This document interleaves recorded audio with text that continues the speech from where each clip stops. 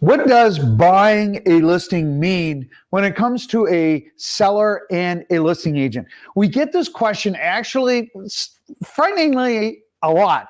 And what it means is that the listing agent is coming out and giving you a number that is a really feel-good number. As you can see, this house was listed at $889,000. Then they reduced it down to $875,000 and it sold for $835,000. Yes, that is a real home. What happens? Listen, listing agents come out and they give you that number that makes you feel good, right? That could be that sentimental equity that you feel that you have in your house, whatever that might be.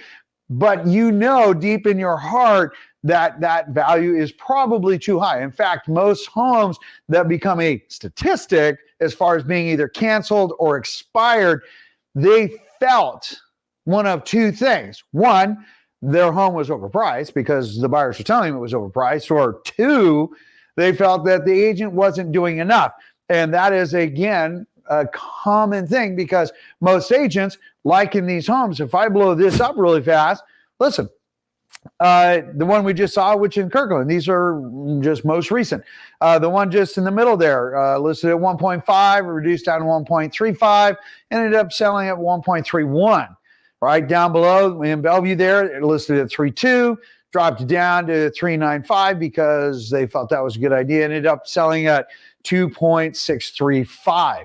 That is super important for you to understand. Why? Because as we take a look at the next slide, what happens is the listing agent who overpromised, okay, and gave you a feel-good number, all right, they know that what they're going to do is they're going to wear you down. They're going to ask you for a price reduction and keep asking you for price reductions until you get either A, closer to where sales price was, where you saw those homes did hit a sales price versus expired, or you end up canceling the listing, right? Because it's not getting what you want. So if the average agent who only puts homes in the MLS does the 4 Ps, they put up a sign, they put it on a key box, they put it in the MLS, and then they pray it sells.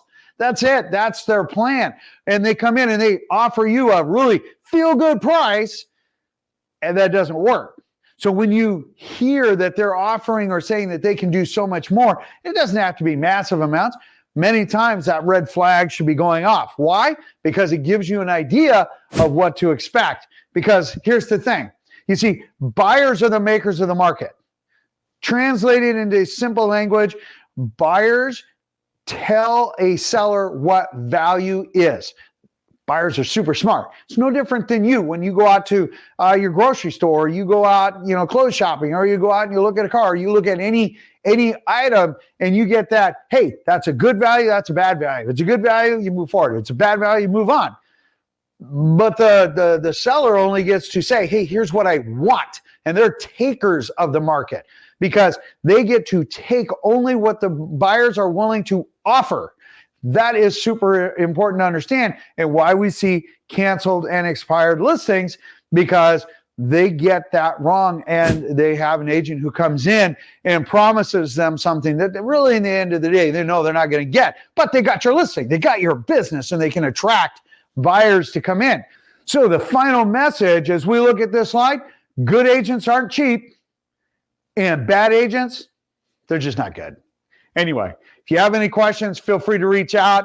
Make sure you don't get caught up with an agent who's trying to come in and just buy the business, because you're not going to be successful. It has been proven time and time again.